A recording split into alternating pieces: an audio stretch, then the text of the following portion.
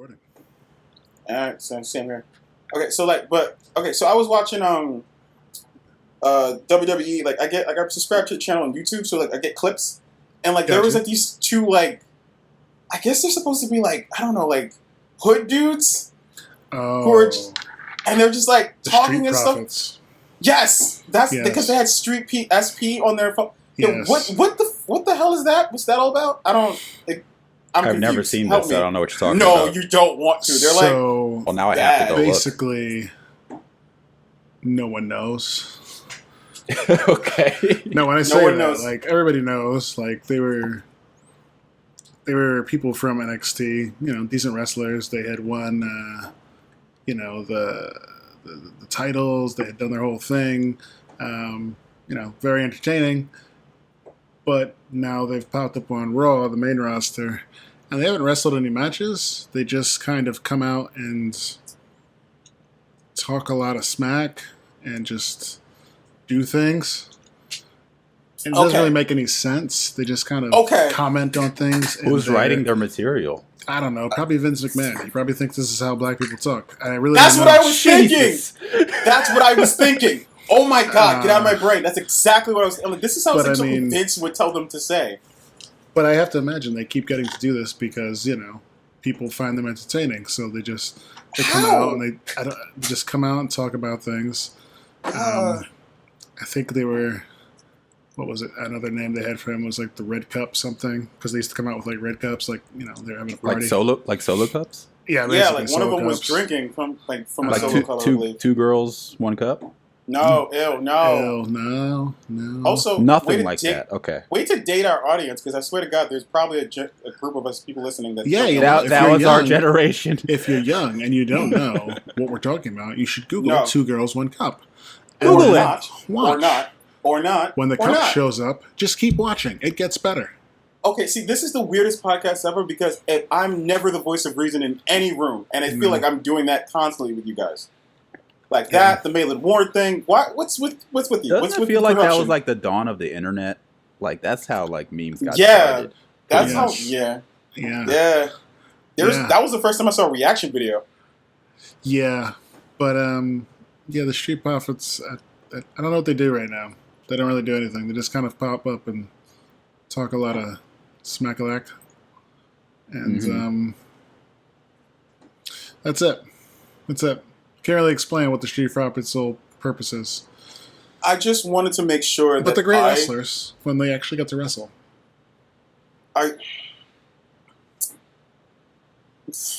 Yeah. Okay. Yeah. I mean, I need them to get more like different material. I need them to get different material because I got to tell you, it was a little cringy. I mean, wrestling is the only place in the world you're still allowed to be racist. Right? Really? No, didn't they have that guy that like they made a guy like a terrorist like powerbomb someone to hell? Yes, they had a character named Muhammad Hassan. Oh, I remember. Who was a Muslim American who came out after 9/11 and complains that you know, he was being treated unfairly because he was an American citizen. He'd been born in America, and now after 9/11, he was being treated like he was a terrorist, and he complained about it. And he was treated like the bad guy heel because at that point in time, we were pro-America, and he was, you know, a Muslim American complaining about unfair treatment. So that didn't get over well. And yeah, because we were encouraged to boo him. Exactly. Like, and then so as it went on longer, he became more angry and bitter at the crowd until finally, by the end, he was showing up with masked men to attack and brutalize The Undertaker. And one of the last things they got to do on TV with him was, you know, a bunch of masked men showed up to cover The Undertaker's head in a bag and stand him in the middle of the ring like they were going to behead him. Oh, my God. That did not go over well with UPN at the time. Wow. UPN. Who proceeded to say that this character had to be taken off the air. Oh, to the. And then the last we ever saw of him was in a match with The Undertaker, where The Undertaker, as a symbol of American pride, powerbombed him through the stage to hell, and he was never seen again. Funny, we should mention him. He has a comic book coming out with another former WWE wrestler from, I believe, the group Crime Time. Oh, Crime Time! They were two black men who kind of, you know, robbed other wrestlers and did some crimes. And did the time. Yeah, they were based. Street Profits seems like a worse crime time. Yeah, like a worse crime time. They just kind of party. They don't do the thieving. But yeah, Muhammad Hassan, who was actually an Italian man, who was very dark, who got put into this role. He has a comic book coming out, and I'm trying to see it because I actually just saw it on the web yesterday. But yeah, he has a comic book coming out, and it's with another pro wrestler. So we'll see. Former wrestlers Muhammad Hassan and Shad Gaspard, who is from Crime Time. They have a book called Assassin and Son: Path of Vengeance under their real names Mark Kopani and Shad Gaspard. And I think I saw that on Comixology. It was on Newsarama too, so it's coming out. I don't think it's out yet, but it's about an assassin who's basically trying to get out of the life. His crew ends up killing his wife in front of him and his young son with nothing to live for. He and his son both seek revenge on the men who took everything from him, sending on an epic journey of revenge and consequence that becomes the path of vengeance. Yeah. So that it's like chestnuts. Kill Bill, but with a dude and a child. It's scheduled to come out next spring under Scout Comics Nonstop imprint. Sorry, I'm just turning off this fan behind me. But yeah. So, again, WDB, the last place where you're allowed to be racist. Where you can have Russians, you can have Americans who, quote, we the people against other ethnic groups. You can have dead men named The Undertaker. You can have...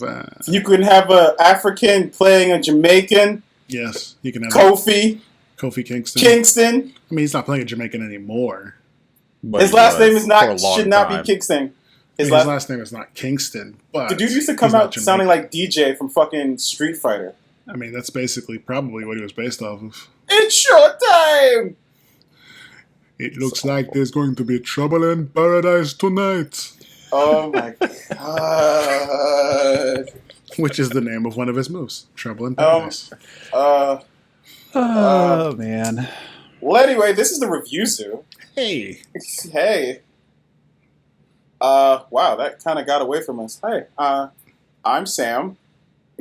I'm Andrew. And I'm Ed. And this is the Review Zoo, episode 48. 48. Yeah. We're coming up on the big 5-0. 5-0. Yeah. Middle age. Yeah.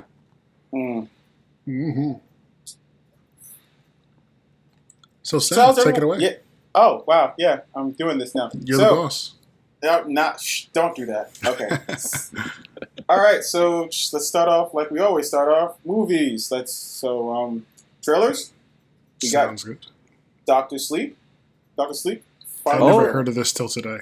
Dr. Sleep was, it was written a couple years ago. Stephen King. This is technically a sequel to The Shining. So, have either of you seen The Shining? I have seen The Shining like twice. I actually haven't. I've only seen bits and pieces. Okay, so basically, you have a horrible drunk, who he and his wife are charged with caretaking this hotel in the middle of the winter, and they have a son named Danny Torrance. And the father uses this opportunity to write a book, but as every night that they stay in the hotel, he slowly descends into madness because there's all sorts of weird juju going on in the hotel. And basically by the end of it, he goes nuts and chases down the wife, tries to kill her, tries to kill the kid. He ends up dying, freezing to death in the snow outside. Which is a great ending. Yeah. Great ending.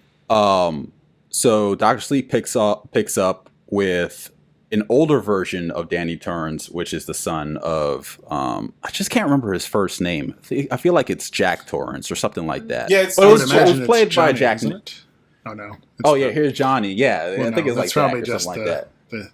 The thingy from that, yeah. Maybe. So the film will actually serve as a sequel to The Shining. And it's evident from the new footage as an older Danny Torrance, played by Ewan McGregor, returns to the Overlook Hotel, which burns to the ground at the end of the book. We also see more of Rose the Hat and her followers. So Rose the Hat and her followers, they're basically like these psychic demons that feed off of other psychics. They feed off of their steam. That's what they call it. But they hunt down these other psychics that they call the touched, or like they have the shine, just like Danny did. The shinning. Yeah, they got the shinning. And I think we're going to circle back on this a little bit more when I do my review for It Chapter 2. But a lot of this is connected. You're going to see a lot of these type of characters throughout all of Stephen King's books. And they're all connected by the Dark Tower. So I was just literally about to ask you this, because like I've been meaning to read the Dark Tower forever, and like my former boss, he used to talk about the Dark Tower all the damn time and how great it was, and how like even Stephen King himself was in that book. Yes. Yes. So my personal opinion, if you were going to do that, or for anyone that hasn't read any Stephen King whatsoever, read Dark Tower books first before you read anything else, any other property, because you'll get a better understanding of what's going on, because the Dark Tower is like the anchor for pretty much the entire King universe. And I think, like I said, I'll get into it later, but it feels like there's some universe building going on in the movies, which I'm very excited for. But did you guys get a look at this trailer yet? I got yes. Yeah, what'd you guys think? I mean, it looks cool. It looks creepy. Made me want to go see The Shining, since I have not seen it. Yeah, looks all in all pretty good. Like something I'll probably never get to watch because my wife hates horror movies. Yeah, terrifying. Mine too. You can go see it with me. I love horror movies. I went to go see it by myself, and yeah, that was awesome. Did you watch the Dark Tower, the Gunslinger?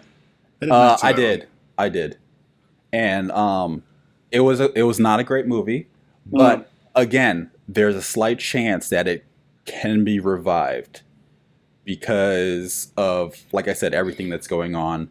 Like Pet Sematary just came out recently. You have It 1 and 2. Dr. Sleep is coming out. They're re-advertising like The Shining and like all that stuff. So I think there's a lot of universe building going on, and I'm excited to see where it goes. So, but that's it for Dr. Sleep trailer. It was very cool to see Ewan McGregor back. I think he's getting a little bit of a build-up because he's doing a couple other things too. I think he's being cast as Obi-Wan yet again for Disney Plus Star Wars show.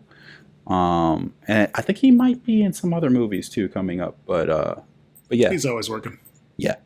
So yeah, it looks good. Cool. All right. So next thing on the list, Robert Downey Jr. reprising Iron Man role for Marvel spinoff. Because money talks. Shit, I thought he was done for good, but I guess not. I mean, never done. Marvel hands out the paychecks. That's it. Like they say, if the check is right. Robert Downey Jr. is reported to reprise his role as Iron Man for the new Disney Plus spinoff. According to We Got This Covered, bosses are prepping a series based on Ironheart, the teenage genius who continues Stark's legacy in the comic books. It's believed the bigger deal. Yeah. Which it believes Downey Jr. will return as in a voiceover capacity, as the character will be an AI, similar to Paul Bettany's. Paul Bettany's. Bettany. Wow. Jarvis, who trained Riri Williams to becoming a superhero. Okay, so I'm super excited about Ironheart being brought into the Marvel Universe. Iron Man being the voiceover, that's great. I don't know how they're going to write it so that it makes sense that they were together. Because the reason why she got the AI before is because Iron Man met with her, was just like, wow, you're the future. And it's like, I never had kids, but like, your shit is like really good, and you came up with all this. Because she reverse engineered his armor based off of shit she saw offline. So he was just like, oh, you're a big deal. And she took her mom and her out to like dinner, and like he was like talking to her, and then basically when he went into this like coma, he mailed her like a pretty much an AI unit with his consciousness stored in it, and it was just like, okay, and that's what started her comics, Ironheart. Okay, but they didn't. So do I have that. I have the way to do it. Okay, That happened while we weren't looking. Yes, I have the way to do it. You basically have Tony realizing he can make an AI, and he already has made several throughout the course of the movies. So this time, in the event he knows something might happen to him, going into all this Thanos stuff and all this, he copies his brain, makes basically a digital backup of it, just in case. That works. And maybe he has some other subroutines running in the meantime because he has been superhearing for a couple of years, looking out for people who are either trying to copy his technology or do stuff with it. And so after he dies, his AI and this technology, this routine is running, looking for people who are trying to copy his technology, recreate it, do stuff, just to keep an eye out, sees this and realizes it's being done by some young girl, and his AI version now takes a shining to her. Ha-ha! And basically saying, you know what, this girl isn't like a bad person trying to recreate my technology. She's actually pretty smart. I can guide her. I can make her something worthwhile.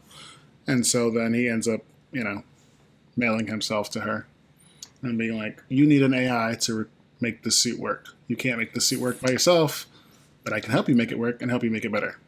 So I think that's a really cool idea. I had assumed when I first read something like this, I was like, wait, how is that even possible?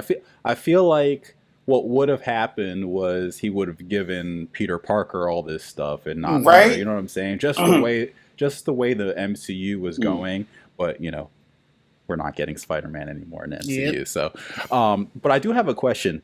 I thought when Riri Williams, her Ironheart came out in the books, I thought it wasn't well received at first. Is that true? Yeah, like it wasn't good at first. Yeah. I think it was more the fact that they replaced. She was Iron Man in the books. Yeah. Okay. So like when she first popped up in the books, she was in the Iron Man book, and the book was still called Iron Man, but it was about her. And so people were like, "Why is it something this? Why not? Why she got to take over the Iron Man book? Why don't they make her own character?" Because it's always the same way. Whenever you place a character, people will start bitching like, "Right? Oh, if it was a good character, it wouldn't have to be named the same thing to survive. You wouldn't do this." So eventually, when Tony Stark came back, she stopped being Iron Man and went to start being Ironheart.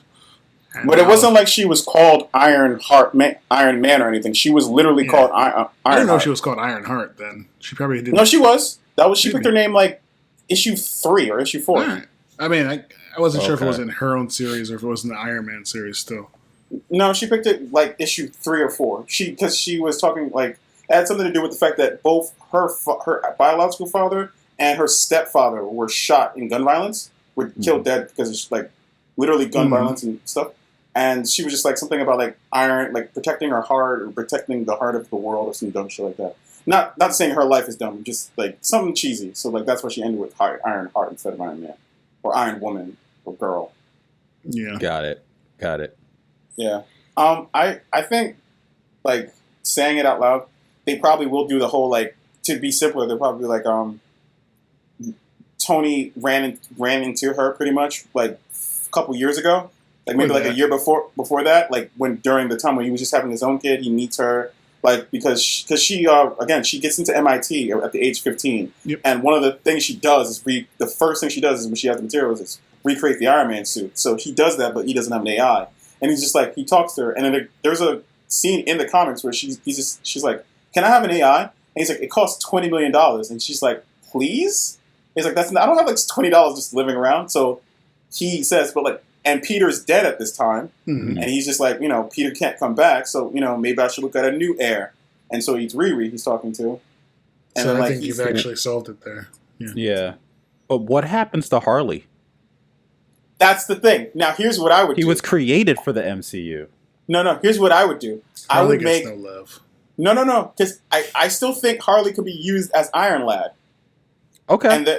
And like you're gonna find out that he's been in the background in a lot of other movies, and we just haven't been noticing, or he's been in like different things because he was at the funeral with Tony's funeral thing. Right? They have him in the background, and everyone's like, "Who the hell is that guy?" I'm like, it's Harley. He's gonna show up. He's gonna also try to be Iron Man, but like he's like, "I want to be Iron Man," and he does like he makes his own thing. He becomes thing, like Iron Lad, goes around, does Iron Man stuff, and she's going to be like Iron Legacy with Tony's AI. He's going to feel like, oh, if he thought about it, he would have left it to me.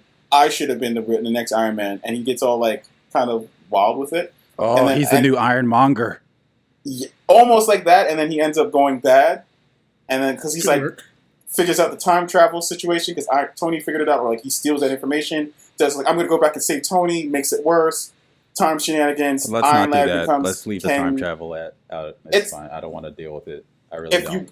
If you give us time travel at the end of phase 1, at the end of like the chapter 1, you best believe time travel is going to be an important thing later. It's gonna. They've already cracked it. They didn't crack Avengers it, though. They did because the Avengers have. Here's the they had. Well, not Marvel didn't figure it out, but the Avengers in the movie have the technology. They have the technology. They're going to use. It's too easy of a band-aid or a fixer. Right. Yeah, we'll see. Okay. That's my fun. All right. Who wants to take the next one? I don't. Okay, so we got some TV stuff going on. Yes. HAILEE STEINFELD is in talks for Hawkeye's Kate Bishop. Woo! Yay! Woo! She's only 22, actually. I feel like an old man. Oh, wait. Is she? Well. There's no way. She's 22. I feel like she's like 12. I thought she was been younger around too. for a while, doing her thing, music-wise and movies. Ah. Okay. She was in Pitch Perfect 2 and 3. Oh, yeah. Yes, okay. I remember this. Mm-hmm. So, Spider-Man Into the Spider-Verse actor HAILEE STEINFELD has been offered the role of Kate Bishop in Disney Plus's upcoming Hawkeye TV series, according to Variety. The Hollywood Trade reports that Steinfeld, who voiced Gwen Stacy in Into the Spider-Verse, by the way, she did an awesome job with that. Yep. Yes, she did. Has the part if she wants it. She'd be portraying Clint Barton's protege as an avenging archer who, in comic books, is also a founding member of the Young Avengers. So, get in with the mouse, HAILEE. We talked about this a little bit before. Well, not in the podcast, but outside of the podcast. And Andrew, you had mentioned something about how this could be incredibly important going forward in the future Marvel phases, because if you look at what's going on, like, they're introducing some of the Young Avengers on the side. I mean, with Peter Parker gone, you're not going to get Peter. You're not going to get Miles now.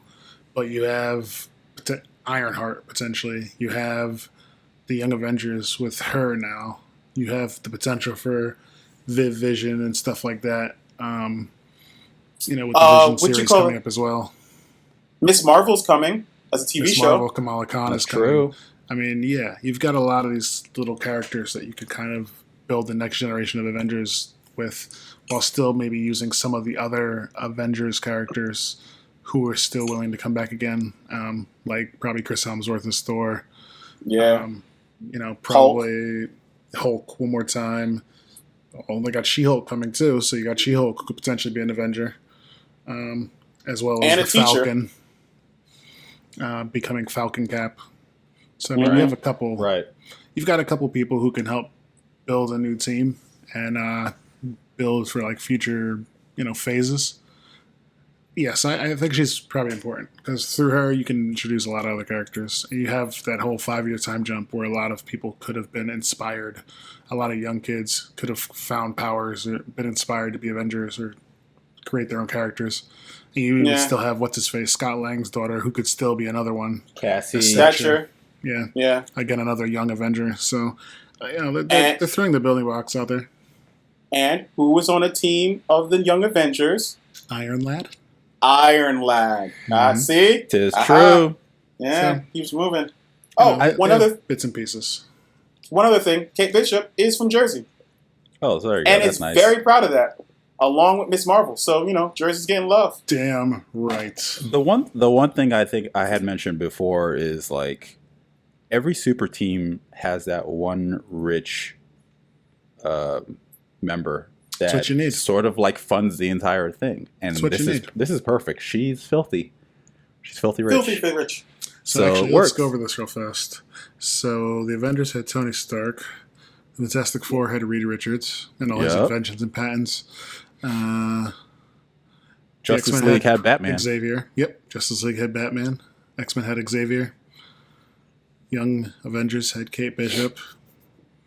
It worked. And also, the Champions had Warren Worthington. What's that? And also they had Avengers money because they were sanctioned by the Avengers, so they got Avengers money. Yeah, Champions had Warren Worthington the third. Yeah, Archangel. And right now, I guess they have what is his name? Braun. I guess what does Adamus Cho go as? He goes as Braun. He goes as Braun, but now he's also a part of. He's a part of the Agents of Atlas, which typically have Jimmy Woo and the Agents of Atlas funding them. So yeah, but he also has the freak. It is the Olympus group. No, I mean the Olympus group. Yeah. Yeah, so he's the head of that corporation, which has dumb money. So that's probably helping to fund the Champions then, since the Champions have no money. Mm-hmm. So there you go. It works. There's a rich person in every team, unless you're government funded, or the Punisher, I guess. Yeah. I don't know. Punisher doesn't seem to have money. He just has money. He has money. He takes it from people he kills. Well, exactly. He takes all the drug money. He just, he just has enough to get by. Yeah. Well, he has what he needs. Yeah. Exactly. To buy bullets and live out of his van. Exactly. Guns and some food. Exactly. Pork and beans. I don't know, something. Some top ramen. Exactly. Well, on top of that, they also have a showrunner for this HAWKEYE show. It's a former Mad Men writer. Mad Men writer Jonathan Igla has been hired as showrunner for Marvel's Disney Plus HAWKEYE show, according to Hollywood Reporter. The series, of course, stars Jeremy Renner as Clint Barton, training a young protege. It seems to be coming together. And it'll probably be sometime next year with Disney Plus. 2021. 2021. Fall 2021. So that's a bit out there, but okay. I know they had some trailers that showed because they had D23 a little while ago, so they had a trailer that leaked out with some of the title graphics, showing off some of the various Marvel shows that were coming, which were quite a few. Sounds like What If is the first one that's coming because it's animated. Yeah, I figure that's easy enough to do. And smarter. They put it out immediately. Yeah, and they get all the people back to voice their characters. Like what's-her-face, perfect. Who was Peggy Carter, who is now also going to be in the new Mission Impossible movie. HAILEE Atwell. Yes, HAILEE Atwell.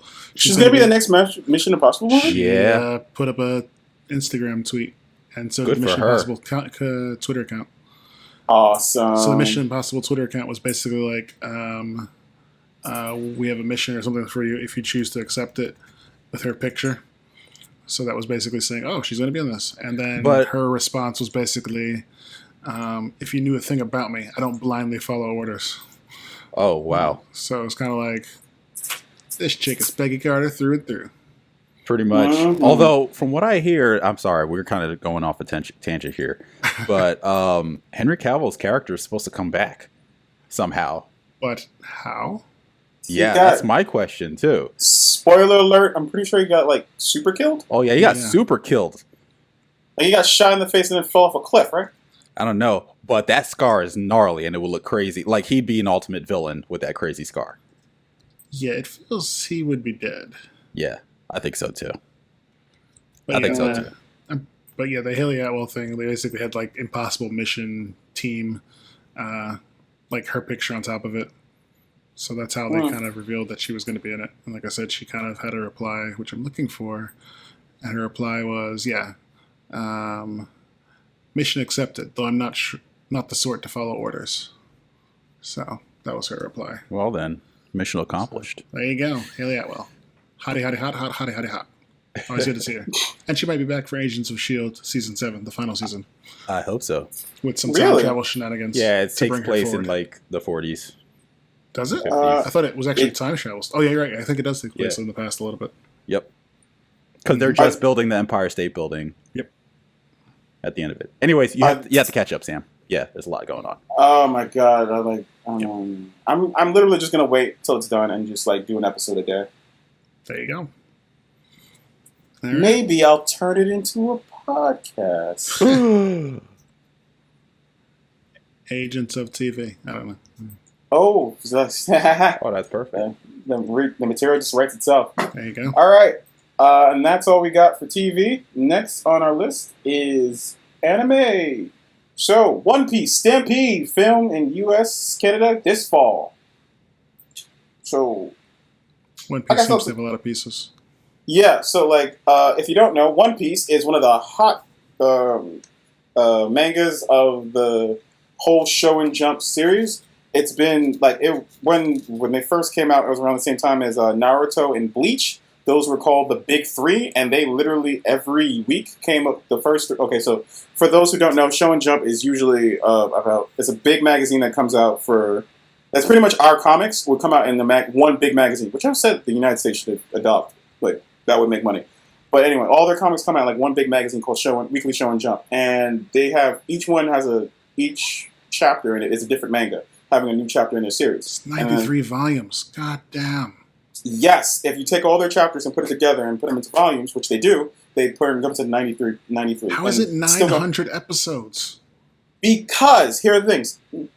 One Piece came out 20 years ago. The Simpsons came out 30 years ago. Yeah, that's true. Yeah, it is true. But like they've been in the number one range for years, and it's been well selling. It's broken hell of a lot of awards, and it's basically the story about this one kid who wants to be the king of the pirates and to find One Piece, which is the final treasure of the last king of the pirates, which is supposed to be like this unbelievable treasure. And so he goes on this big hunt, because if you find the treasure, you can declare yourself king of the pirates. And he has to fight against various different people. And he has the powers of the devil fruit, which is these fruits that are out there that if you eat them, you get a special ability, but lose the ability to swim. So he has eaten the gum fruit. Yeah, everyone gets, if you eat a fruit, you get the special ability, whatever the fruit is. And there's only one fruit per thing around the world. And so like no one will get the same ability unless that person dies, and then that new fruit will reappear in the world. And he's eating the gum fruit, which makes him a rubber man. Think of him as Fantastic, Mr. Fantastic. He can do all the things a rubber band can, but he can't swim. Anyone who eats the fruit can't swim. And it's rubber literally bands can float. Yeah, not him though. As soon as he touches water, his body gets weird. I guess it's like a curse. But anyway, it's basically starts with him and him like discovering his like recruiting members to join his crew and go on zany adventures. And it looks ridiculous, but the storyline is actually epic. And this guy has been planning. Ichiro Oda has been planning stuff for like years, and he's a king of like something that he did in chapter 5 will become super relevant in something that happened in chapter 500. And you're like, oh my god, you mean all the way back then? That was what was going on. Wow. And like this series has lived the way the chapter we are currently on, like the arc, which is the Wano arc, could literally go for another 2 years based on the way he writes, and then we still have another 4 or 5 arcs before it's done. And this again has been going on for 20 years. Think of a comic going on for under the same writer for 20 years. What did we do to the Japanese? What did we do to them? No, yes. What did we do to them? This is insanity. That one person would work on something this. What? We dropped 2 bombs on them. This is what happens when you drop 2 bombs on a civilization. Wow. Nuclear things. We caused this insanity. The tentacle porn. Insane. The One Piece. Just what did we do? Okay, the tentacle porn has been around before we dropped the one on. You can find like we probably didn't make it better because of the bombs. Okay. And Dose, I think that's kind of rad. I've always I know I'm big on things should end, but exactly. Yes, but if the consensus by most of the people reading your shit is like this is awesome, keep going, and you have story to tell it. You know what? No one has from a business perspective, yeah, keep going as long as you fucking can. Agreed. As long as you can, and you have story. Yeah, and he has story. That's the thing. There is no way anyone has this many stories. He does. He does. Like I am saying, like I will literally go around and look for people who read One Piece. They will tell you the storyline actually is good. It has everything you need. It has serious heartbreak. It has serious drama. It's actions. There's laughs. It's zany, but how much also is this child's age during the course of this book? So far, probably a year. No. Because there's been no. That's a lie. That's a lie. He looks like it. It's been about like. If you don't crack. No, he's been okay. So like, he started when he was like 17, 18, and now he's currently like 22. No, like 22, 27. Yeah, but it's been way longer than that. No. Because okay, so like. So like that gum fruit. I need to get What at in least the like name of two. Bart Simpson is this? So like I guess like the first like this is not a slight spoiler. There was like a 3-year time jump. So like 2 years of shenanigans plus another thing. No, it's pretty packed. Like so like there could be like 15 chapters and it could be only taking place in the span of an hour. Yeah, there's a lot going on, man. It's just there's a lot going on, but it's good. You should read it. Anyway, we got on a little tangent. Where on would I One start? Piece is. Start at the beginning. number 1. Issue One number Piece, 1. Number 1. Issue. 93 volumes later. That's a lot of volumes. Each volume is about like 10 That's chapters, painful. I think. Yeah, how many pages is 10 chapters? Each chapter is about 21 to 22 pages. So that's not a volume, though. So you're saying 10 chapters. You're saying 200-page books. 200, about like 190. The Bible isn't even this long. Like the story? Just the entire thing. I mean, like, the Bible's not that long because they stopped at a point. Like, they stopped because they stopped telling history. Thousands of years later. I mean... Good Lord. It's a great thing. I wonder, whoever wrote the Bible, like, did they think this is going to sell like hotcake? Nah, probably not. This will withstand the test of time. We should really just do it. We should just write the Bible, too. I know, like, it's already a comic book. We should just write the second Bible. Just pick up where the last guy left off. And just Bible make part ridiculous. 2. Yeah. We need a subline. The New Bible New part Testament. The New Testament. The newest Testament. Bible 2, Bible harder. Yeah, Bible 2, Bible harder. We should just write that. We can each take a chapter. The Book of Ed. Yeah, there you go. Book of Ed. The Book of Sam of Harper. Ed 316. Exactly. Thou shalt not Google Maitland Ward. Consecutive mentions of Maitland Ward. Yeah. Yeah, it's like Beetlejuice. If you keep saying her name, maybe she'll just like appear. Wait, does that work? No. No, it doesn't work. Anyway, I need to tweet One Piece Stampede is a movie. Marks the 20th anniversary of the anime inspired by Richie Oda One Piece manga.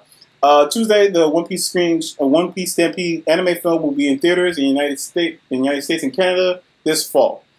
Funimation Films will screen the film in English and in Japanese with English subtitles. The company will announce the theatrical dates in a later time. Yes, that is a thing because for anime fans, there's a big divide among the community between dub and sub, whether or not you have English dub or original soundtrack voice actors and just English dub over it, English subtitles over it. Ed, where do you fall?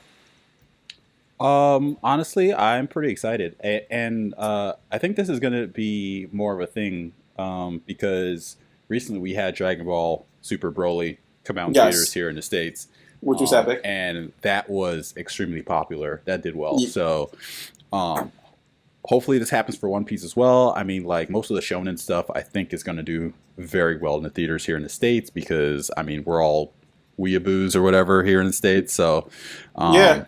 And people you might not think are weeaboos, like Megan Thee Stallion and Michael B. Jordan. Yeah, absolutely. Like she cosplays all the time. Why is the woman's name named Megan Thee Stallion? I thought that we were talking about 3 different people when you sent me that earlier. Megan Thee Stallion is like three separate people? Yeah, when you sent me, I was like, I thought it was 2 separate people. No, she is a rapper. Like it was a person named Megan, then the Stallion, and then Michael B. Jordan. No, Megan Thee Stallion is one person. Mm-hmm. She's a rapper. She's great. I see. And then there is another person called Michael B. Jordan, which you remember. I know him. Yes. He was Killmonger. Yeah. Oh, I know him. Black Vegeta. Yeah. You know what? Let's go with that. Yeah, let's go with that. That's why he got kicked in the dick. Ooh. Oh man, Vegeta kicked in the dick. I remember that. We'll never forget. Oh man. Neither will my dick. How do I get out of chat? I can't get out of chat. This is so weird. While Sam tries to get out of chat, yeah, we move to games. Yes. So we had a couple new trailers drop fairly recently. Some big franchises, one in Resident Evil and the second in Final Fantasy VII. I call that a franchise because they've literally spun that off like crazy. It's a part of the Final Fantasy franchise, so yeah. Yeah. So, And did you see the Resident Evil trailer? I did. Which isn't really a trailer. I kind of not really a trailer. It's a trailer when it's CG footage.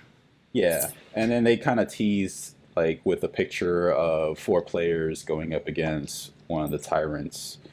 So it looks like it's going to be a 1v4 asymmetrical online survival horror experience set in the world of Resident Evil. Unleash your inner evil as a cunning mastermind, or join the fight as one of the resourceful survivors desperately trying to escape every obstacle the mastermind puts in their way. So it looks like you can play as the tyrant and sort of like set up the arena, and it's kind of like an escape room. You're supposed to prevent them from getting out within a certain time limit.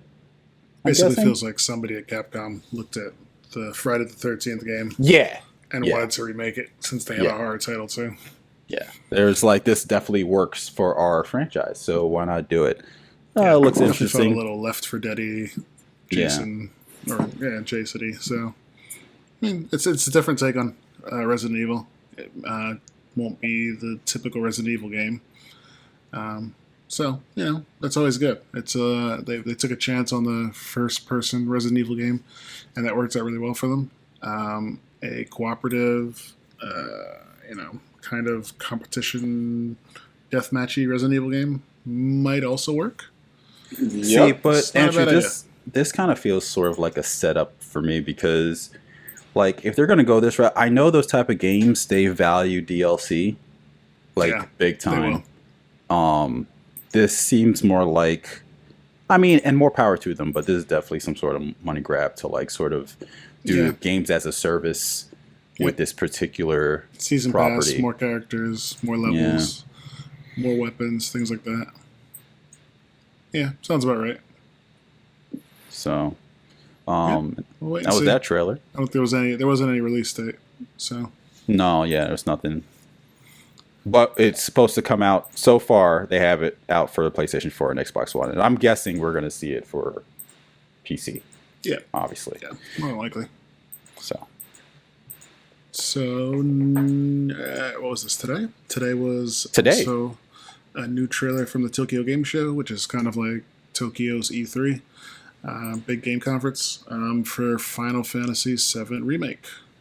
And it was an English language trailer with English voice acting and some scenes we hadn't seen yet. So that's cool. Yeah.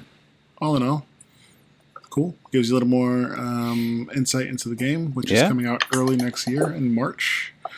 And pretty sure Mark Hamill is voicing a pervert in it. Because it does sound like Mark Hamill to me, the more I listen to it. It's confirmed, actually. Okay. Don Corneo is going to be voiced by Mark Hamill. There you go. And this hints at Cloud's infamous cross-dressing scene, although I have my reservations about that, on how that's going to play out. I think we talked about, like... Men dressed up as women is hilarious. I think it would be great to just stick to the script, personally. 20 years ago, that shit was a knee slapper. Again, Square Enix lately has been catering to the Western audience, and they probably... think they're probably just going to leave it the way it is. And you know what? I hope so. I hope so, but... You're adapting material from the past. You're just adapting material from the past. Shit also, they're Japanese, and my thing is that I don't think they give that much of a shit about... the Japanese doesn't... American... We don't make jokes about that stuff anymore because it's insensitive. And it's like I don't think they still do blackface regularly on TV there. Oh you're absolutely right. They do blackface, they do whiteface, they do all that stuff there. But my thing is, the JP side of things, they don't really have the decision on this, unfortunately. So which seems strange to me still. Yeah. I mean. Well, like I said, I will say I hope they keep it to the source material, but I don't think they have the final say on. I don't think it will hurt their sales if they do. So, yeah, I kind of feel like it might. I doubt it too, Andrew. I think it's going to sell regardless. It's going to sell like crazy. I think there may be some American critics that will complain and go, "This is something that should have been changed, should have been updated," And I think they'll be like, meh, are you not going to play Final Fantasy VII Remake because of this? You are, aren't you? Right. Okay. Right. Be quiet. For 10 minutes of the game. It's like, oh, this is wrong. Well, you know what they might do? They might give you the option to skip that mission. I can see that.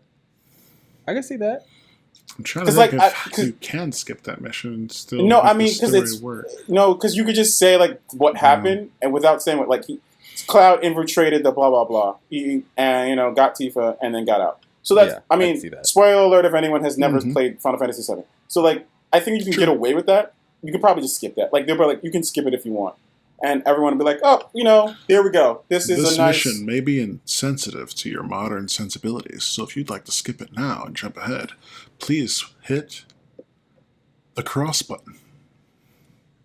Okay. Yeah. Skip right ahead. All right. So what is the cross button though? Ha ha ha ha. See? So like I have this thing about like if you have an entire group of people saying something for like a long period of time, and then out of nowhere, 25 years, damn it, you come and like correct people, and it's not like a major correction, like like it's actually this. It's like this isn't ruining anyone's life. Just let shit rock. You know what though? Like the worst part about it is, I get it. They're right. Yes, they're right. That's what pisses me off about it. Okay, so if you don't understand, if you don't understand, who wants to cover this? I want to say one thing. I feel like this is not news to me. Like I feel like I heard this a few years ago. You knew this, Andrew? I feel like I this didn't seem like new news to me when I heard this today.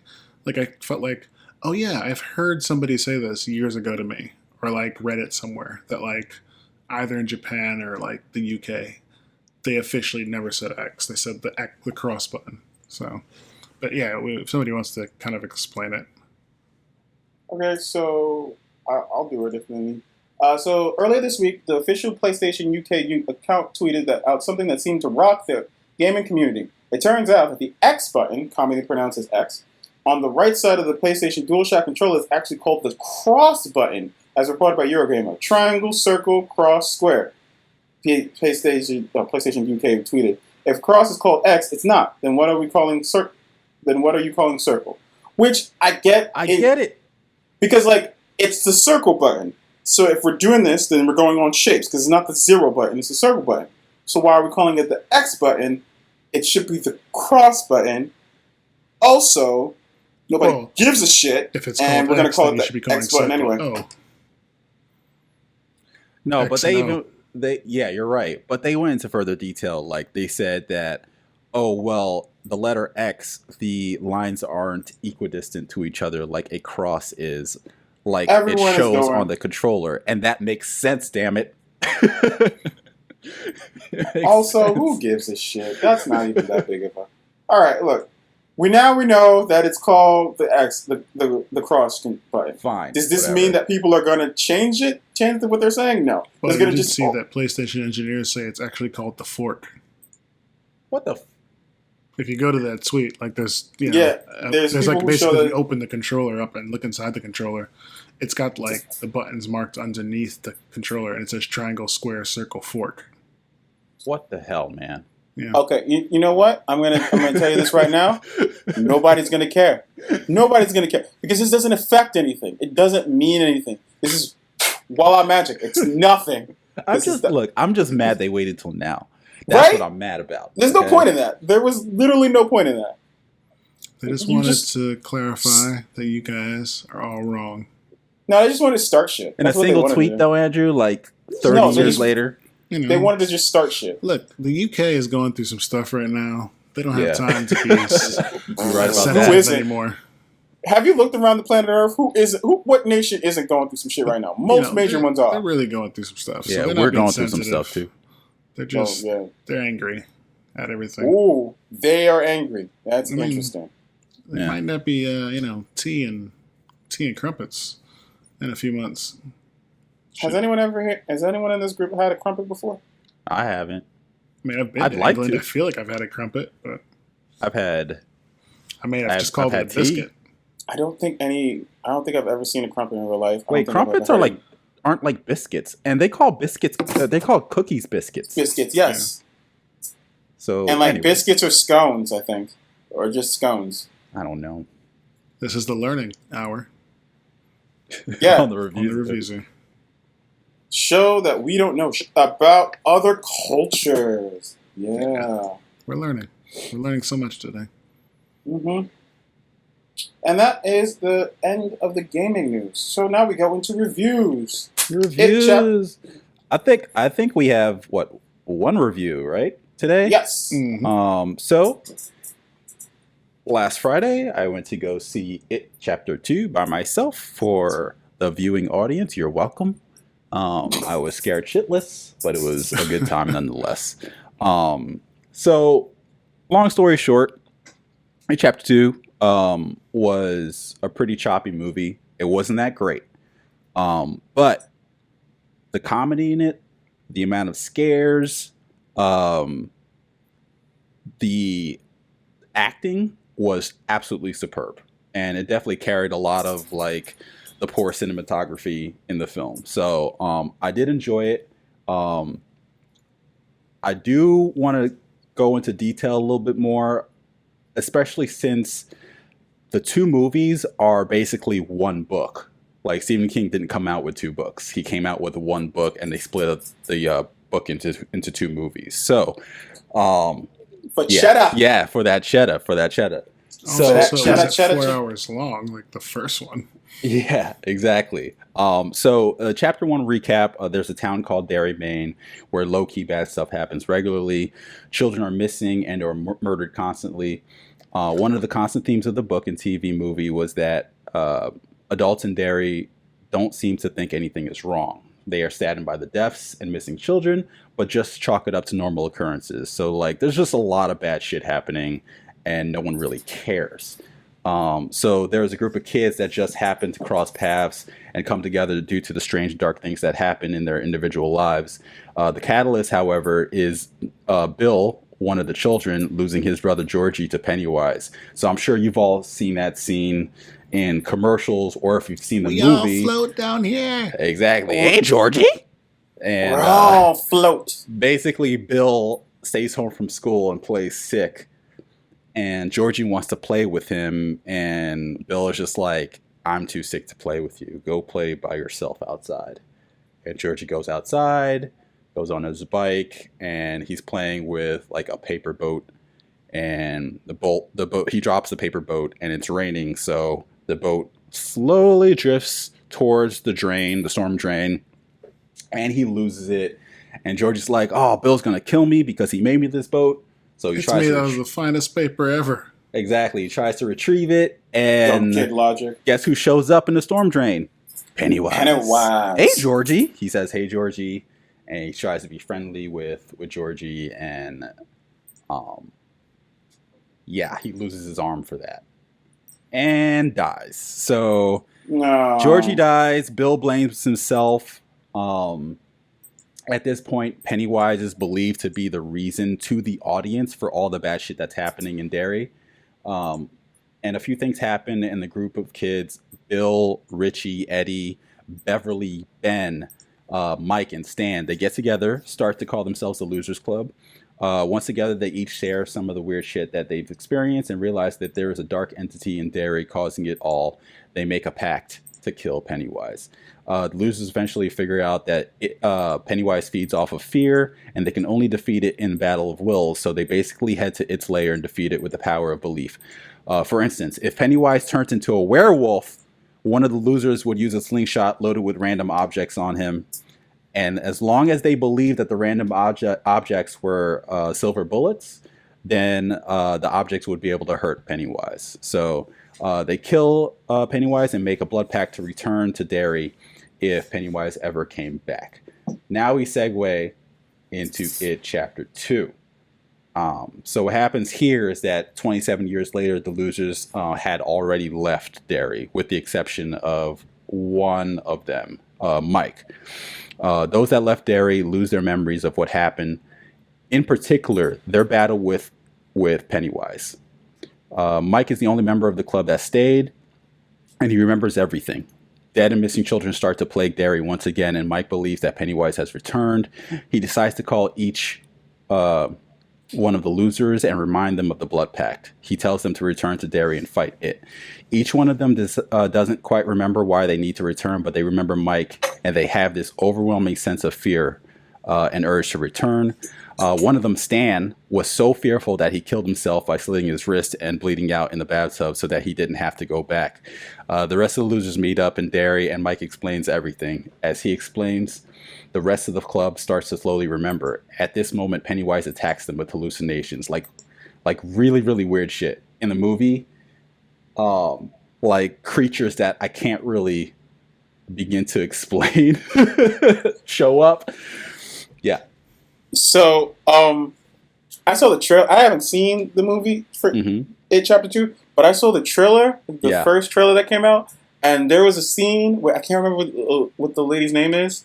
And like she's talking to an old lady, and like the old lady leaves the room, and like clearly the old lady is Pennywise, and she does the creepiest thing, which is like she darts from one side of the hall to the other, like you're looking at a doorway and it's one hall to another, and she does it in the background, and she does it like in some kind of weird Lily kind of way, but she is completely naked, and I don't know why. But that was the most terrifying thing I've seen in a very long time. I have not seen this. Well, Sam, it gets far worse. That scene gets far worse because they don't show you what that lady actually looks like after the fact. And like in that scene, she literally chases down Beverly, and it's horrifying how they do it. So that was, like I said, the amount of scares. There's a lot more scares, and they did the scares a lot better than the first movie, without a doubt. And technically speaking, that old lady isn't Pennywise. It's just another hallucination because Pennywise feeds off of fear. That's what's scarier than naked grandmas. Yeah, say again? Nothing scarier than naked grandmas. No. Naked 9 feet tall grandmas. What the fuck? There's a hint for you. Yeah, it's fucking crazy. Naked. Ugh. God. Scary stuff. So after much trepidation, they decide they do have to hunt down Pennywise and kill him once for all. They come up with a plan to enter the Battle of Wills yet again, in which they have to individually hunt down tokens that hold particular memories they each have forgotten. So this is how they remember. They each have to like split up and like go all over Derry and find these things that they had when they were kids, these tokens. It might be a note or a postcard or something like that, right? And it'll help bring back a particular memory that they had when they were a kid to help them remember everything overall. It's weird how they do it, but the tokens are important in order to help seal Pennywise when they do the ritual. And then you find a lot of things in the process. You find out like Pennywise came through a portal on a meteor from the sky. And it hit Derry like hundreds of years ago, and the meteor is still like way underneath Derry. Yeah, it's It took a turn I didn't see. Yeah, it's one of those things that literally, like, I was going back to like how it opens up this Stephen King universe, because they talk about interdimensional monsters and portals and things that kind of tie to the Dark Tower. And Pennywise isn't. Sounds like the Langoliers. and Pennywise isn't just this like monster clown. He's what they call the deadlights, and they're these like weird orange lights. They're like radiant, and they're deadly and terrifying. And if you stare at them, you like go comatose almost. The eyes roll back in the back of your head, and like you can't really understand what's going on when you look at them.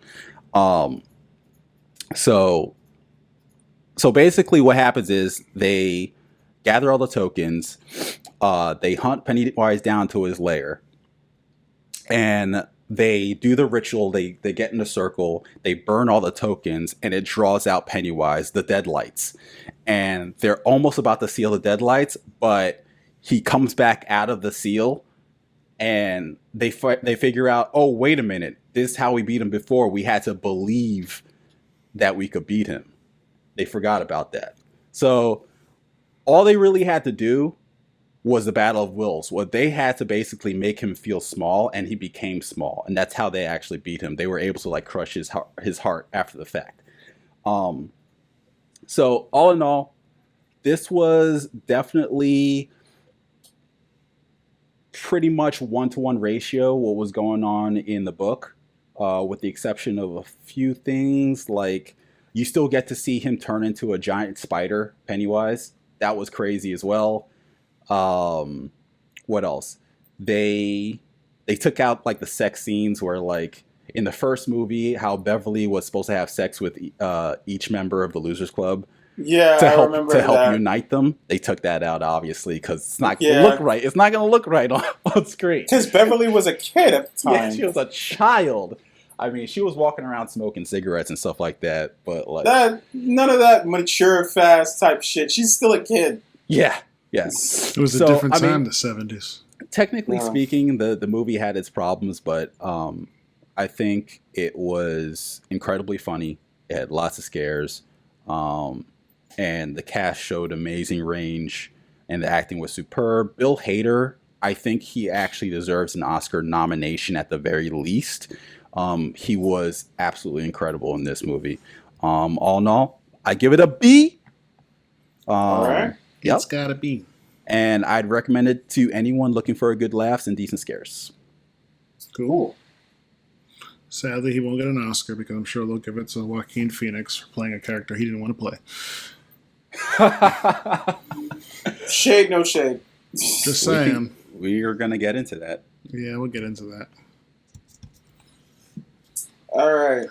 So, we are going to wind down the podcast a little bit. So, we're going to do a thing called In Case You Missed It, which are little things that hop around the internet, and we thought they were kind of interesting, but not interested enough to spend time talking about it because we've got fucking time on our hands. So, let's start off with 50 Cent wants to direct a Marvel movie. The fuck? I quote, what's his face from 30 Rock? Black comedian guy who's now slipping my mind. Tracy Morgan. No.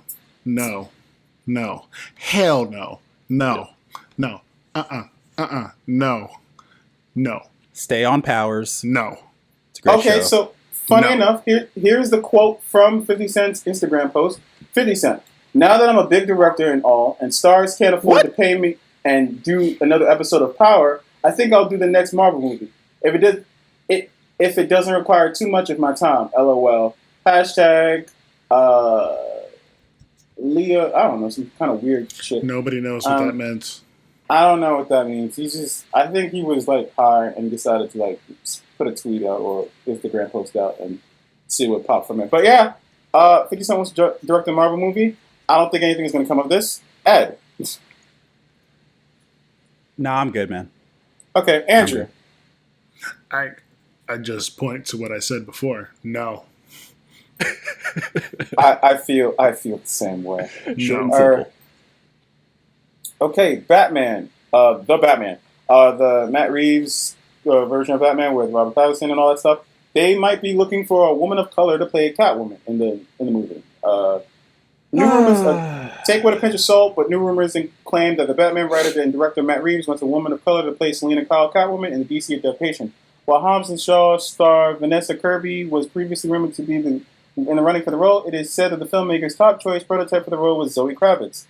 However, her crazy schedule means that she's unavailable, and now is back to the drawing board for Reeves. I don't care, but at least have the balls to make Batman black if you're going to go through this length.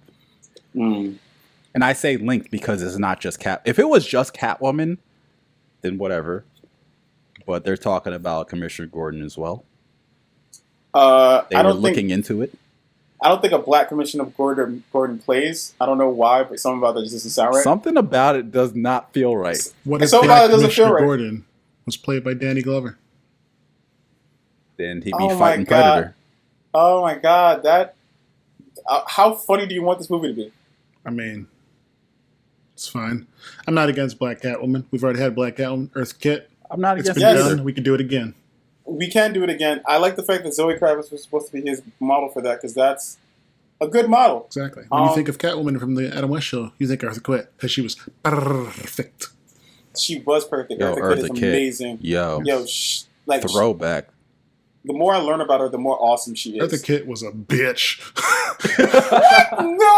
No. She was firm. I do not say this in a way to be insulting to her. Eartha Kitt was a bitch. No, what you meant to say... She suffered no fools. What you meant to say is Eartha Kitt was that bitch. Yes. She suffered no fools. That's why you look at pictures of her. When you look at pictures of her, she basically has the equivalent of black man smile on most of the time. Ooh. Damn. There are some that are smiling, and there are some that are like, just fierce face. Like, yeah. Because she was a fierce woman. All right, but yeah, that's all I got on that. Next one, Paramount remaking Face Off. That is all you, Sam. Yes. The remake Poltergeist. Okay, blah, blah, blah.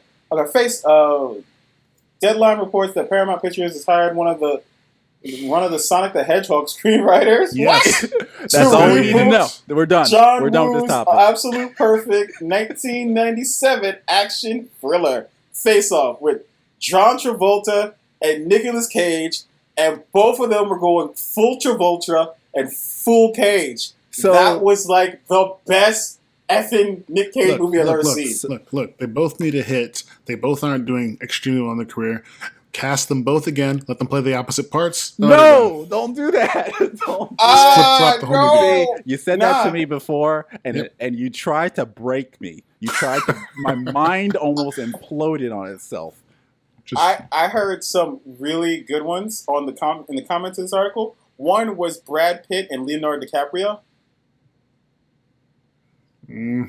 That's a good update. Could be good. If they're serious, then they go that way. If they are true and they are not cowards and they are true, they would do the other one, which is Jeff Goldblum at Aubrey Plaza.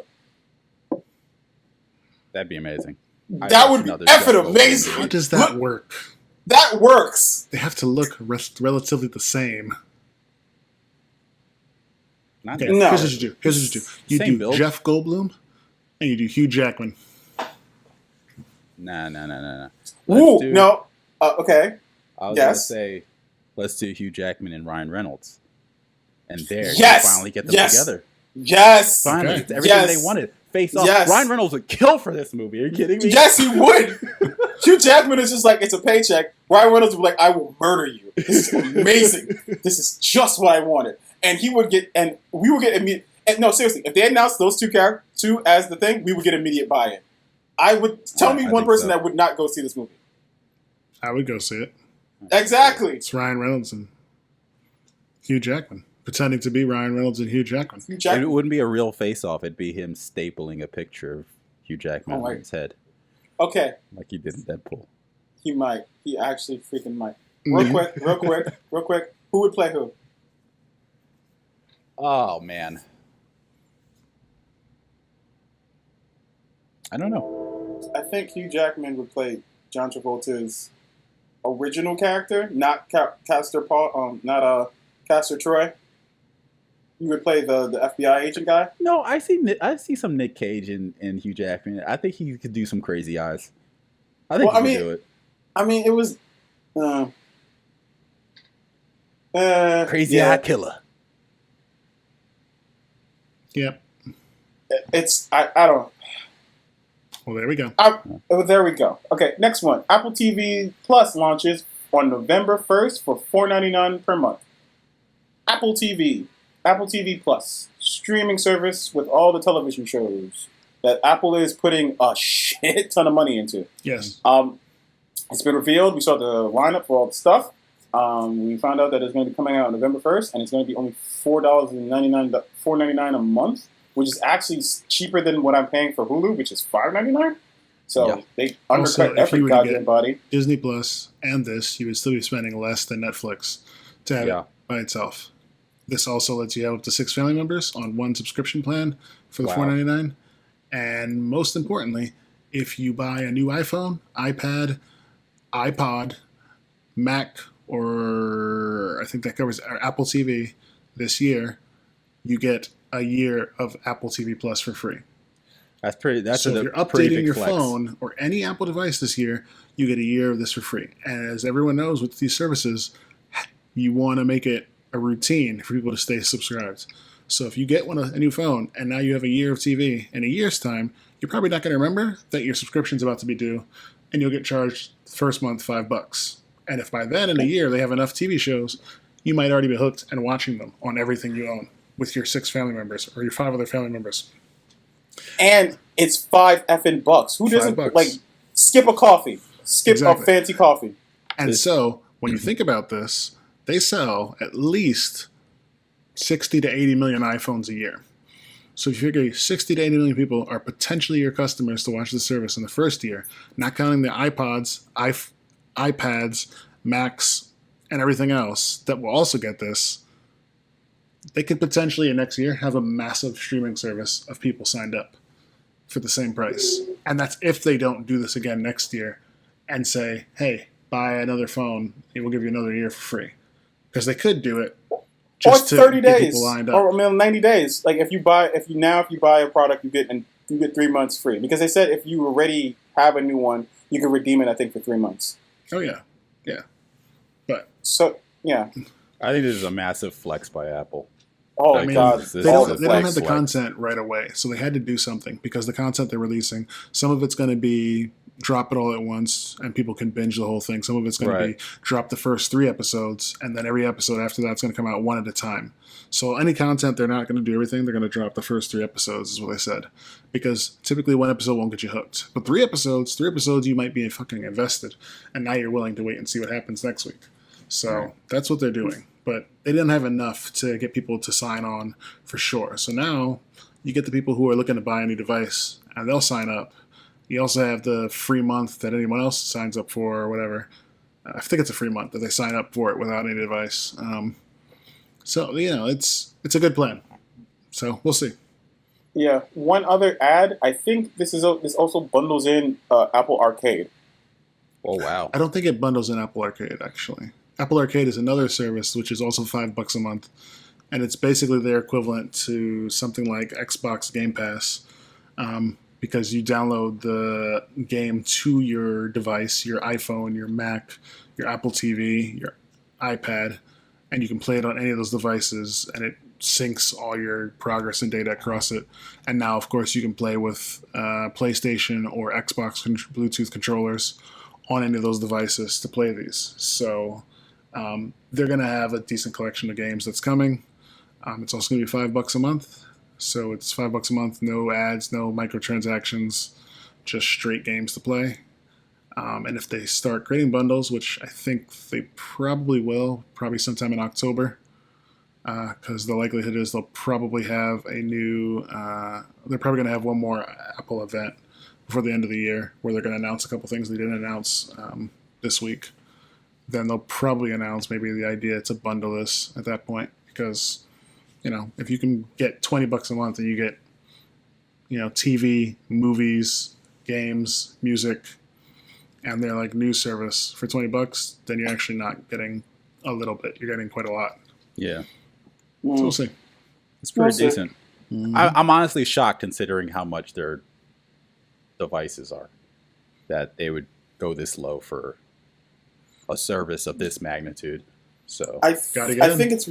Yeah, it's got to get in. Like Andrew said, they don't have the content, so they had to do something to get in with a short price. Yeah. And, it's not to say... look, Netflix still raises their prices all the effing time. They go up $1, every year or two. So they can just easily slowly turn the wheel. By the time they'll have some type of hit. I think Psych might be their hit. With the whole... Is it Psych or C? Or C. C. Yeah. C. Jason Momoa. Yeah, it's looking pretty big. Yeah. And again, the Jennifer Aniston one is also getting a ton of buzz, too. Yeah, and they have really Oprah. Good. Yeah. I mean, again, their main purpose, they said, is they're not trying to be Netflix. They're trying to be HBO. Right. So they're not trying to have everything for everyone. They're trying to have really good stuff that you come in for. Yeah. So we'll see. We'll see. All right. So next one. Todd Phillips says Joaquin Phoenix. Wow. Joaquin Phoenix Joker won't meet Robert Pattinson's Batman. No doy. Yeah. I mean, that's pretty much all it is. So, like, I didn't think they were. I'm pretty sure this was going to be a separate universe again. It'd be weird if they weren't, because Thomas Wayne is supposed to be an asshole in this one. So I don't know how that would play with that Batman. So, yeah. So I mean, this lends into my theory that this was just purely for this script came across their desk at Warner Brothers, and they were just like, okay, this is going to win an Oscar, so let's just slap the Joker name on it and make it happen. You know, and there was more news today from I forget where exactly, but Joaquin Phoenix did mention that he would rather have called the director. Yeah, he mentioned that Joaquin Phoenix would have rather the movie be called Arthur and not Joker. He didn't want to say the name Thomas Wayne. Didn't want to mention it at all. So, like, yeah, it's just, I mean, it's going to be a great film, but yet again. Yes, it was basically Joker director Todd Phillips has revealed that he believes star Joaquin Phoenix would have been much happier had the movie been titled Arthur instead, as he wasn't a fan of the comic book connections. It's pretty obvious that Joker isn't going to be sticking to the source material, as it's a totally original take on the clown Prince of Crime's origin story. But the director has now revealed that Joaquin Phoenix really wasn't on board with any references to the world of Batman. He never liked saying the name Thomas Wayne. It would have been easier for him if the movie was called Arthur and had nothing to do with that stuff, but in the long run, I think he got it and appreciated it. Without any of the links to the wider DC universe, this really would have been a Joker movie in the name only. As we noted earlier, Phoenix and Phillips also butted head over the actor's weight, and while they agreed the actor needed to change his appearance, the star was reluctant to slim down for yet another movie role. It's a horrible way to live. I think Arthur should be kind of heavy, Phoenix says. Todd was like, I think you should do a really thin person. Ultimately, he gave into the filmmaker's vision and lost a whopping 52 pounds to play this version of the Harley Quinn. Dangerous. Oof. That's dangerous, first of all. Yep. Yes.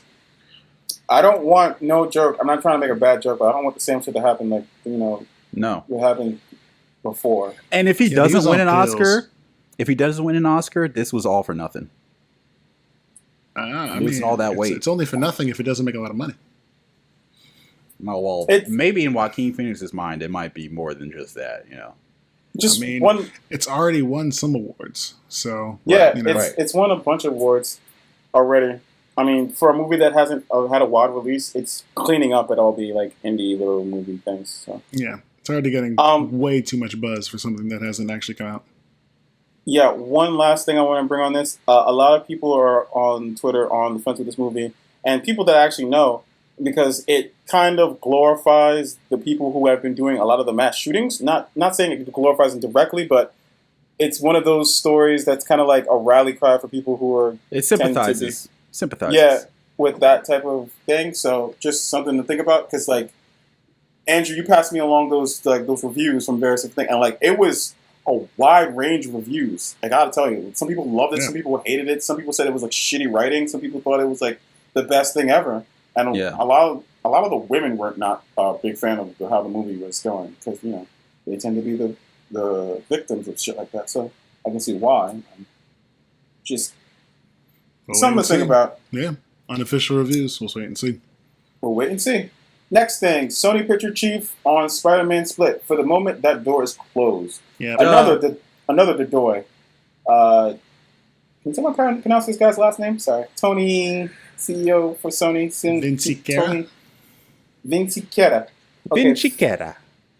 For the moment, that door is closed, according to Sony Pictures chairman. Speaking to Vanity Entertainment and Technology Summit, Vinciquerra quickly added that it is a long life, that it's a long life, implying that perhaps in the distant future, the web-slinger hero might swing his way back into Disney-owned company.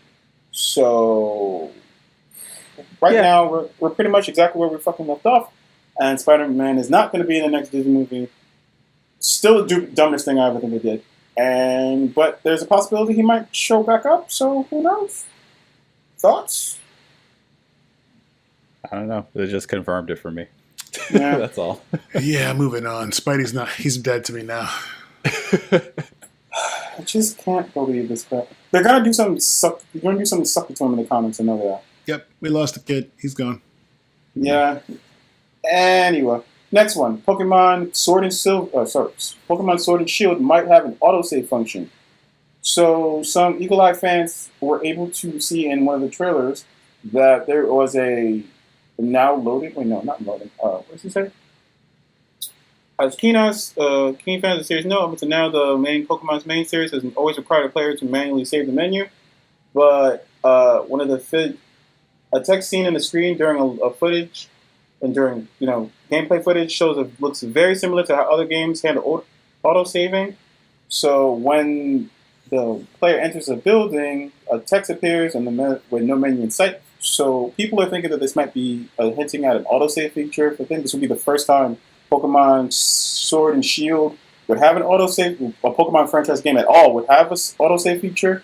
I think this is kind of a big deal for people who play Pokemon because everyone who has ever played the game has lost something extremely valuable, whether it be a Pokemon or an item or something because you fucking didn't save, or has tried some type of hack by cutting the game off while in the middle of saving. Not saying that I have for my Pokemon Red, but I may or may not have had I had infinite Master Balls. You had a Game Shark on there. Maybe? Yeah. Or I may or may not have battled a Missing Go. For those who know what that is. So, yeah, autosaving. What do you guys think about that? Pokemon saving automatically. I think it goes well with the Switch Lite that's coming, which is going to be more portable, right? Is it coming or is it out now? It's out. I don't think it's out yet. Okay. It's imminent. I think it's imminent. out soon, not out yet. Right. I mean, it is be this really month, nice September to have. 2019. Oh, okay. Yeah. Also, I heard there might be a Switch Pro coming out. Yes. Yeah, there's going to be a slightly more powerful Switch. Yeah, Switch Lite is the 20th of this month. Okay, so right, like that falls right behind the paycheck. So I don't look into that. This just feels logical. This should happen, and especially with this game on a semi-handheld device. So more power. You need to be able to stop and start the game without worry that you're going to lose everything because your Switch ran out of power while you were traveling. Yeah. Yes. So because a man can only lose so many legendaries before he has to say enough. Exactly. Okay. You don't want your fans crying. Oh no, fans cry enough. Anytime there's another set of freaking legendaries. Anyway, all right, that would be the end of In Case You Missed It. So yay! If you missed it, you missed it.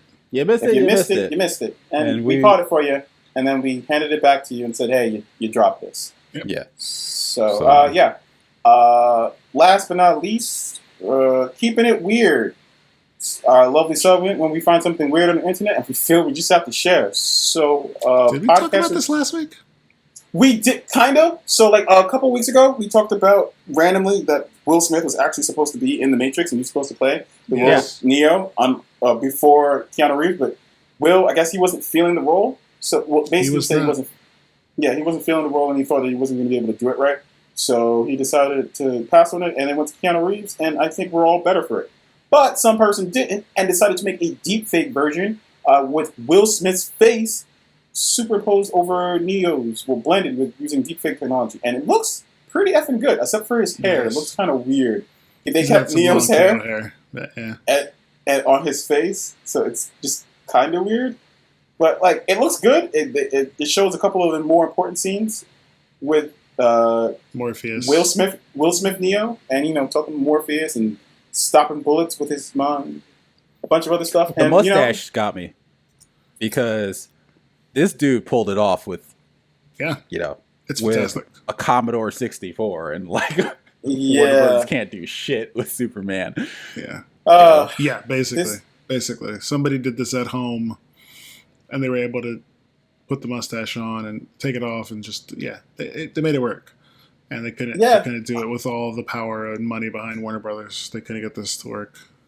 Warner Brothers needs to find this person and give them money. To be fair, so they can do there is stuff. a $30 plugin you could buy right now for Final Cut Studio that will remove mustaches better than Warner Brothers did. I could buy this right now.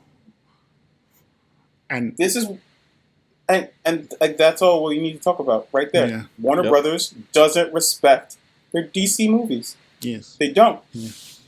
Which actually, when you think about it, also there is another Joker movie apparently still in development because apparently still Jared Leto's one is still in development. No way. That's what I was reading. Like they haven't actually officially canceled. Andrew, what the fuck are they doing, man? Wait. Just out of curiosity, did anyone say that the Harley Quinn movie where Harley Quinn and Joker has been canceled either? That's the thing I'm thinking is the movie they're talking about. Like, I don't think that one's been canceled. Because, like, I don't think so. Up to 3 weeks ago, they said Jared Leto's Joker might return for the Suicide Squad. Jared Leto's heavily tattooed Joker gets a makeover that makes him look like the classic Prince of Crime. That was a blog. Maybe somebody just did it themselves. But yeah.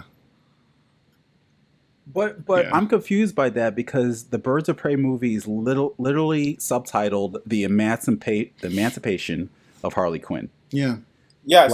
But they also say they've described in length about a beginning scene, even in that movie or in their own standalone movie, where they kidnap Dr. Phil to get relationship advice. Yeah. Oh my gosh. I think they're still going to keep him. And, I mean, he's technically the Joker for the main DC universe. Yeah. So they might just fix him up a bit. And, again, I am literally, I guess, the only person who thought that Joker was perfectly fine. But I guess everyone else thinks differently. They're saying that up to 3 weeks ago that he might return for James Gunn's The Suicide Squad. So there's possibly a chance that he will be coming back in Suicide Squad 2. And they'll probably just make him look more Joker-y. Yeah, that'd be great. Maybe Warner Brothers has this secret amazing plan that nobody knows about. And they have no plan. They're planning to just change all of our minds. It's a lie. And maybe, possibly, Halle Berry is right outside my door with $10 million and her hand in marriage.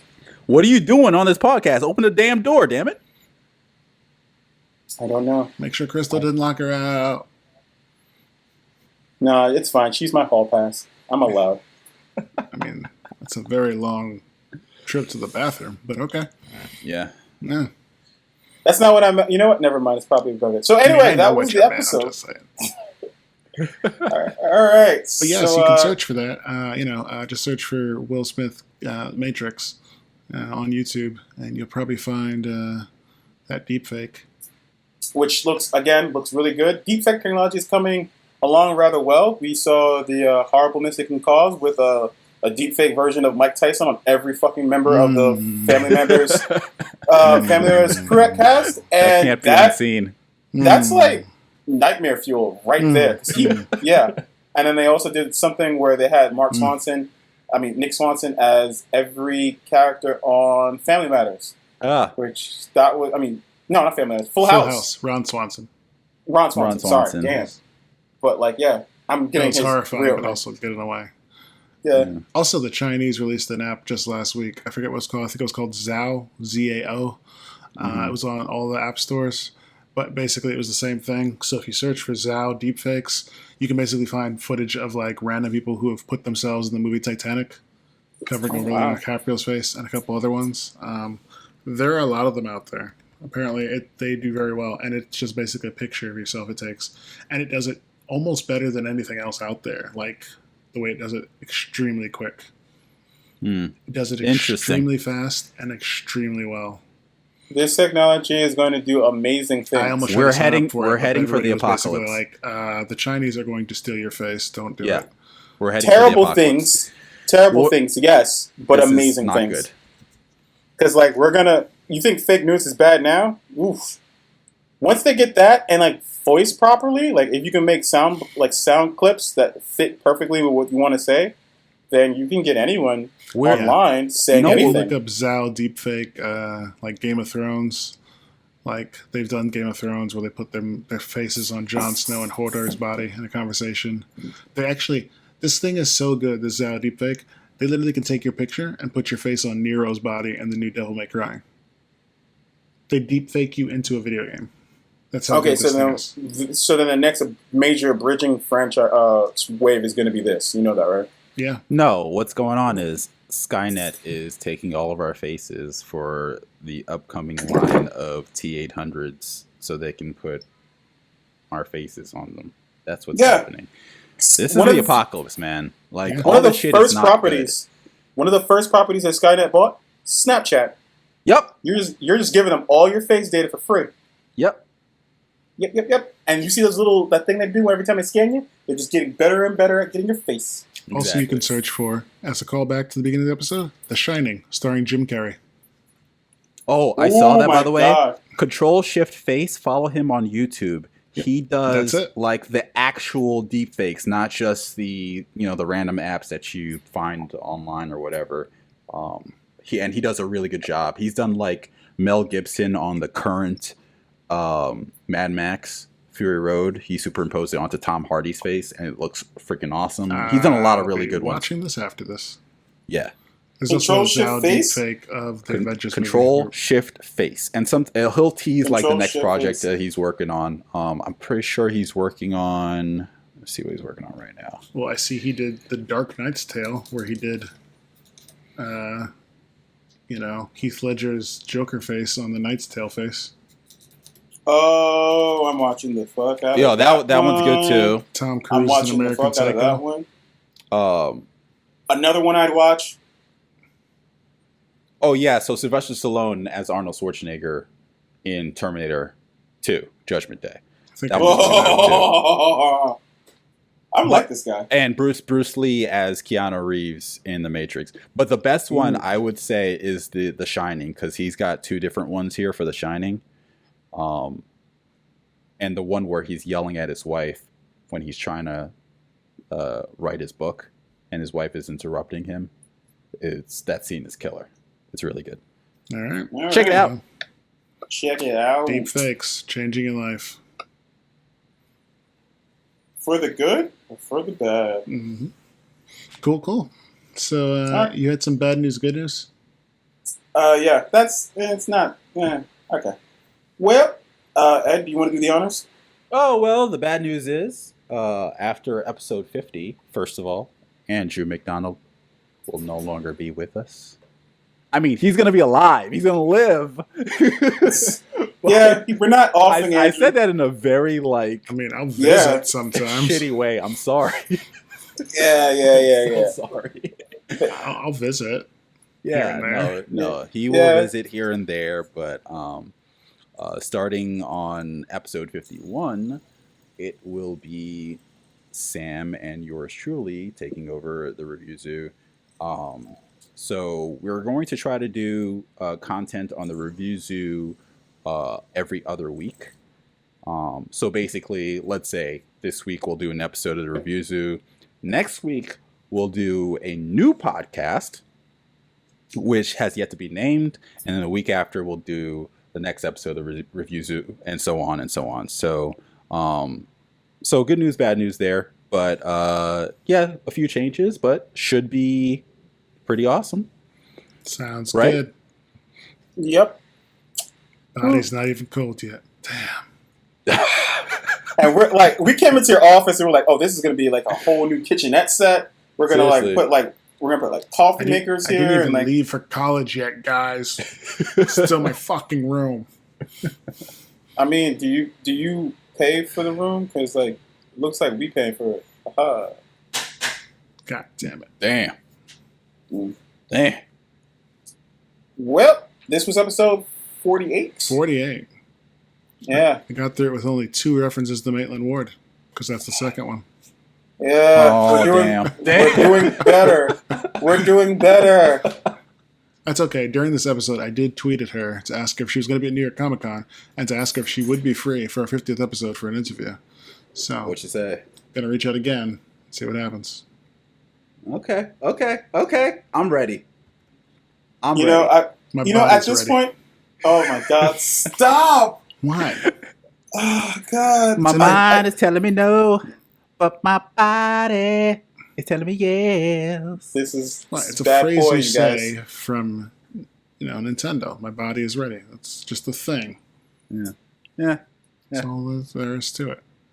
Yeah. Andrew, would you close us out, please? Sure. The Review Zoo is a creation of Rapture Press and a part of the Rapture Press network.